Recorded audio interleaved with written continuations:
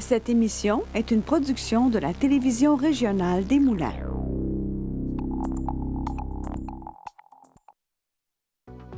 Avec la collaboration de la Chambre des commerces et d'industrie Les Moulins, le CFP des Moulins et le CFP des Riverains, fiers partenaires de Fibre E.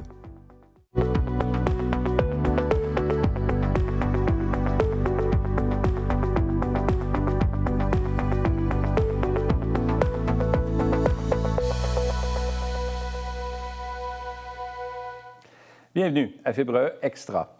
La sécurité informatique est de plus en plus importante dans notre société puisqu'il y a de plus en plus de piratage informatique.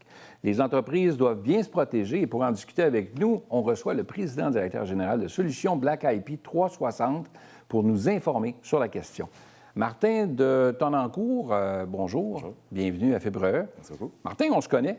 Oui. On va se tutoyer, ça va être plus facile, je pense.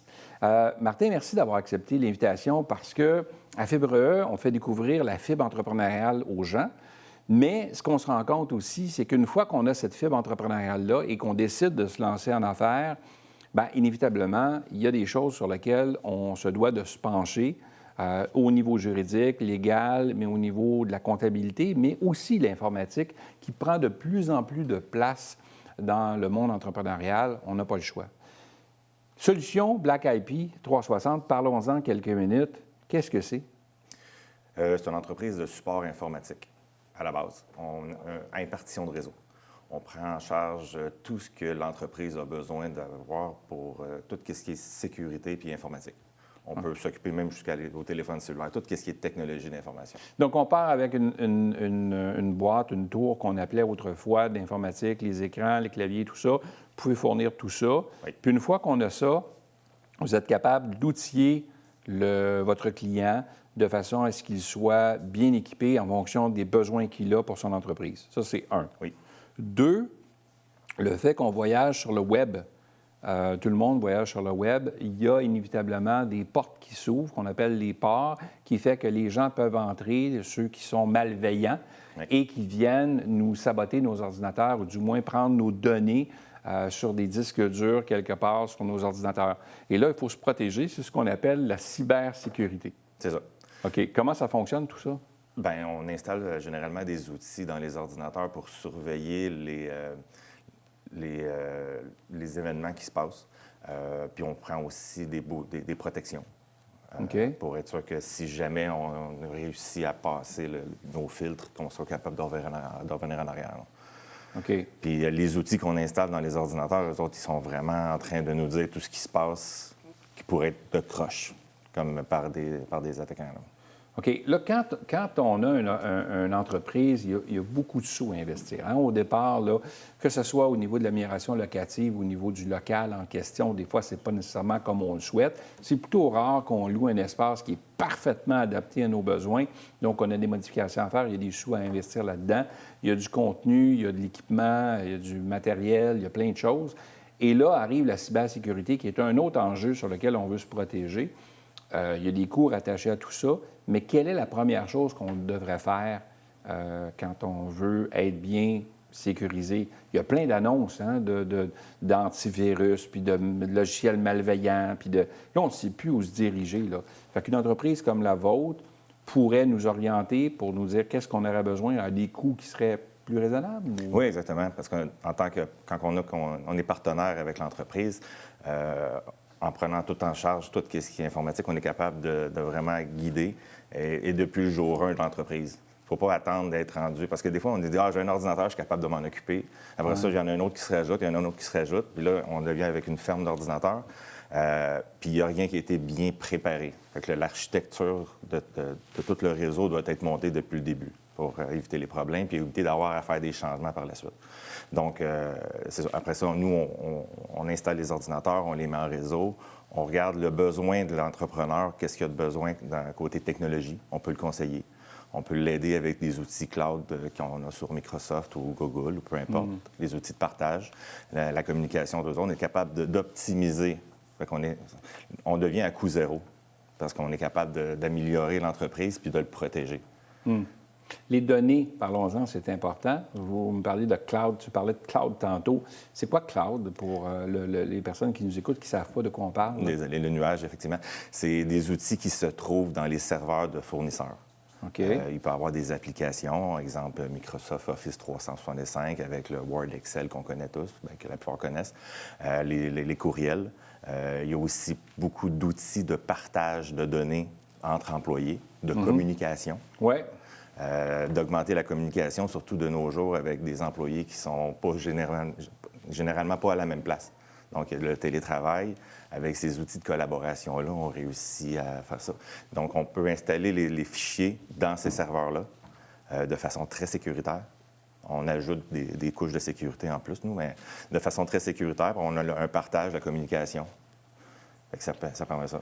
Les données de base qu'on a de nos entrepreneurs, de nos clients, en fait, de nos fournisseurs et tout ça, c'est des données qu'on sait qui sont cruciales pour l'entreprise, pour le bon fonctionnement de l'entreprise, des sauvegardes, en fait, de nos données de comptabilité et tout. On ne veut pas être obligé de tout refaire le tout. Donc, il y a des sauvegardes qui doivent se faire. À l'époque, je me souviens, puis là, je trahis mon âge, mais je me souviens qu'il y avait des grosses cassettes qu'on insérait, puis là, on faisait des sauvegardes de tout ça, là, tu sais. Oui. Là, aujourd'hui, on est ailleurs, là. Là, tu parles de cloud, tu parles du nuage. On s'entend que c'est pas dans les nuages. On s'entend que c'est relié à un genre d'endroit là, qui entrepose toutes ces informations-là, là. Donc, c'est important de mettre en place tout de suite des programmes de sauvegarde au cas s'il arrive quelque chose? Ou... Certainement. Puis il ne faut pas le laisser à une seule place non plus parce qu'il peut y avoir des problèmes à une seule place. C'est la technique 3-2-1, donc on met 3 copies de backup à 2 places différentes, une aussi dans un autre réseau. On est rendu là. Ça veut dire que tu ne fais pas juste un backup, une sauvegarde, on va le dire en termes français. Là. Donc, on ne fait pas une sauvegarde seulement qu'à un seul endroit. Non. C'est important d'en faire à 2-3 endroits, ce qui fait que si jamais cet endroit-là a été saboté ou il est arrivé quelque chose, bien au moins on a des... Puis avec plusieurs copies dans le temps, parce qu'on peut avoir un virus qu'on a attrapé avant-hier, puis on veut avoir la copie d'avant-avant-hier. Il faut être capable de revenir dans le temps aussi. Ou, exemple, un employé part, puis quand il part, il a effacé des données d'un répertoire parce qu'il ne voulait pas une mauvaise intention. Bien, il faut être capable de revenir dans le temps avant que ce soit effacé. OK. Puis, il faut aussi avoir des backups, ils appellent ça des sauvegardes immuables. Donc, ne sont pas altérables. Un coup qu'ils sont pris en backup, qu'un virus ne pourrait pas les attaquer. Ah oui? Oui. OK. Fait que les données sont protégées déjà au préalable. Il y a des clés par un d'encryption filtre, très tout compliquées. ça, donc ils ne peuvent pas rentrer, tout ça. Là. C'est ça. OK. Une entreprise, quelqu'un nous écoute, là, puis il se lance en entreprise, là, puis ils ont 4 employés, 4-5 employés. Là. Puis il se dit, écoute, moi, les chances qu'un pirate vienne me voir pour me demander une rançon sont plutôt rares. Là, on s'entend qu'ils vont aller vers les grosses entreprises. C'est-tu encore vrai, ça? Non. Ah non? Non. Ça attaque toutes les entreprises. Tout le monde. Peu importe la taille de l'entreprise. Oui. C'est la rançon qui va être moins haute, dans le fond. Ils vont évaluer la rançon selon la fonction des possibilités de justement. Mais ils vont prendre le temps quand même d'aller voir une entreprise avec 3-4 employés, 5 employés pareils. En fait, ils ne vont pas l'avoir. Ils vont pas l'avoir. Non. Ils envoient des attaques d'hameçonnage un peu partout. OK. Puis si l'employé n'est pas formé, il n'est pas attentif, puis surtout le courriel, c'est souvent par courriel, 90 des attaques passent par courriel. Ça peut être par le web aussi, mais généralement, c'est par courriel. Si l'employé n'est pas formé ou si il tombe dans le panneau de l'hameçonnage, bien là, il rouvre une porte au malfaiteur. OK. Puis là, bien, le malfaiteur s'installe dans le réseau. Sans qu'on le sache. Sans qu'on le sache. En sournois. Après ça, il va dire OK, go, on fait. Là, il va faire une encryption ou d'autres choses. Il va peut-être même copier les données avant pour dire écoute, si jamais tu veux que je me retire de ton réseau, tu me dois $1 million, exemple. Wow! C'est un exemple. OK. Puis là, il va dire OK, mais non, moi, j'ai des backups, j'ai pas besoin de tes services. Je dis OK, mais j'ai quand même une copie de toute ton infrastructure, j'ai les données de tes clients, j'ai toutes tes affaires. Il faudrait vraiment que tu me payes, sinon, ils vont plus loin avec ça comme ça. OK. Est-ce que les gens paient ce genre de rançon-là ou Ça les arrive, gens ne payent pas parce ça qu'ils arrive disent que qu'ils oui, mais trouvent une autre c'est façon? vraiment déconseillé. C'est déconseillé? Oui. OK. Parce que c'est quoi la garantie que je vais avoir, moi, si on paye cette rançon-là, qu'on va avoir quand même? Il n'y en a pas Il n'y a non pas de plus. garantie. C'est fou, Puis hein? s'ils réussissent à t'avoir, probablement qu'ils vont se réessayer une autre fois pour pouvoir Il dit, ah, ben lui, il va nous payer encore. Ou, OK. c'est vraiment déconseillé. Donc, les courriels en soi, quand on reçoit des courriels puis qu'on pense que c'est des courriels légitimes, puis c'est des fois des courriels qui sont malveillants. Oui. Donc, il ne faut pas les ouvrir, ces courriels-là. Puis des fois, c'est tellement proche là, de la réalité, puis on est dans le cours de la journée, puis on ne prend pas le temps de réfléchir, puis on ouvre trop rapidement. Fait que le conseil qu'on donnerait aux entreprises, avec c'est quoi? l'intelligence artificielle, c'est encore pire. OK. Ouais. Qu'est-ce qu'elle vient faire là-dedans? Bien, la structure du fichier. Là. Si quelqu'un réussit à rentrer dans dans une boîte courriel, Ouais. bien, l'intelligence artificielle va pouvoir analyser tous les courriels, puis se faire une personnalité pour parler, pour remplacer quelqu'un, discuter avec toi par courriel, puis réussir à monter un dossier que tu vas vraiment y croire. Wow! Encore une fois, la question, comment on fait pour se protéger de tout ça? Premièrement, à l'entrée. Si on est capable d'avoir un bon filtre en sécuritaire pour les courriels, puis les hameçonnages, les détections d'hameçonnage sont envoyés partout dans le monde, on connaît les techniques. OK. Ces systèmes-là sont capables de détecter ça puis de te protéger. C'est pas à 100 mais c'est très évolué. Après ça, on va protéger l'ordinateur, l'antivirus, mais les systèmes de sécurité vraiment poussés. Parce que c'est plus vraiment des virus qu'on vérifie. Là. Ça n'existe plus vraiment, les virus. Là. Ah non? Non. Parce qu'avec un virus, tu as une signature. Puis là, on détecte, le programme détectait la signature, puis il dit, bon, ben regarde, ça, c'est un virus, on le bloque. Mais à cette heure, c'est tout le temps des fichiers d'hameçonnage ou des programmes qui sont jour 1 ou 0, jour 0. Ils sont faits pour ton ordinateur. Fait que Ah ouais? Ouais, c'est vraiment du comportemental maintenant. Donc, le programme qui réside dans l'ordinateur, qui est là, installé par nous, géré par nous, bien, lui, il va évaluer le comportement des actions qui sont faites. Fait que si le malfaiteur, il fait telle action qui est permise, il fait telle action qui est permise, il fait telle action qui est permise, ça marche. Mais le système va dire, ouais, c'est pas logique que, même si c'est des actions permises, que cet utilisateur-là a fait ces 3 actions-là. Fait que là, on va être capable de mettre une sécurité, de bloquer puis de lever le flag. Donc, dès le jour 1, même si on n'a pas beaucoup de données à l'intérieur, on débute, on se dit, ben, on va couper un peu sur nos dépenses, puis on n'ira pas vers ça. C'est pas à recommander. Là.